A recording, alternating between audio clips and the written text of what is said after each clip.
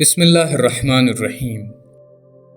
ماں کی خدمت کرنے والے خوش نصیب۔ کتاب رسول اللہ صلی اللہ علیہ وآلہ وسلم کے معتبر واقعات، مؤلف سید محمد حسن رضوی۔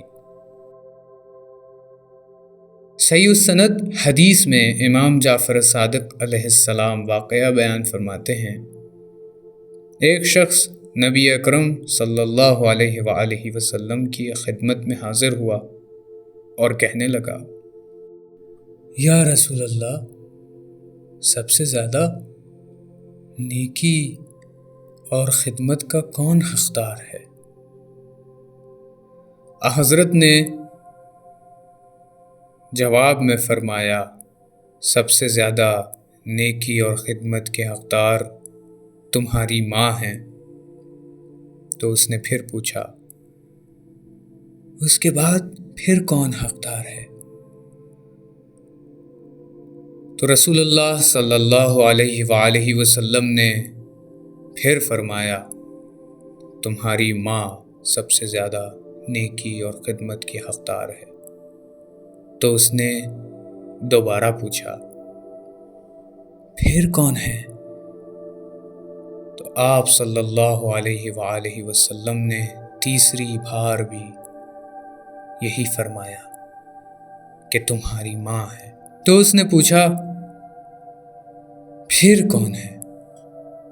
تو آپ صلی اللہ علیہ وآلہ وسلم نے فرمایا، تمہارا باپ۔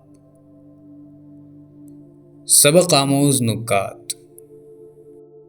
پہلا نکتہ، خدمت والدین عظیم سعادت ہے۔ اللہ تعالیٰ نے ایک بڑی خلقت کو اس عمل خیر کی وجہ سے جہنم سے نجات عنایت فرمائی ہے۔ دوسرا نکتہ، ماں باپ میں ہر دو سے خدمت کا تعلق قائم کرنا ضروری ہے اور دونوں عزت و تعظیم کے لائق ہیں، لیکن دونوں کی خدمت کا حق اور اجر برابر نہیں ہے۔ دین اسلام میں بعض امور میں مصلحتوں کی وجہ سے گھر میں باپ کا پلڑا بھاری ہے، جبکہ خدمت میں ماں کا حق زیادہ قرار دیا ہے۔ تیسرا نکتہ، سب سے خوش نصیب انسان وہ ہے جسے والدین میں ہر دو کی خدمت کی توفیق عنایت ہوئی، لیکن اگر الگ الگ خدمت کا موقع ملے یا دونوں میں سے ایک کی زیادہ خدمت کا موقع ملے تو ماں زیادہ حقدار ہے۔ چوتھا نکتہ، ماں کی خدمت سے انسان کو جو اجر و فضیلت عنایت ہوتی ہے اور جن بڑے بڑے گناہوں سے چھٹکارا پاتا ہے، وہ مقدار باپ کی خدمت کرنے میں میسر نہیں ہے۔ اس لیے رسول اللہ صلی اللہ علیہ وآلہ وسلم نے 3 مرتبہ ماں کی خدمت کو باپ کی خدمت پر فوقیت دی۔ پانچواں اور آخری نکتہ، ماں باپ کی خدمت کا ہرگز مطلب زوجہ کی حق تلفی یا عزت و آبرو کو پامال کرنا یا بچوں سے بیجا الجھنا نہیں ہے۔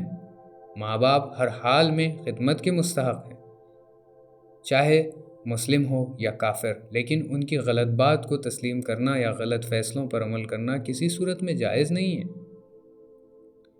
نہ زوجہ کی وجہ سے والدین کی حق تلفی کی جا سکتی ہے اور نہ والدین کی وجہ سے زوجہ کی۔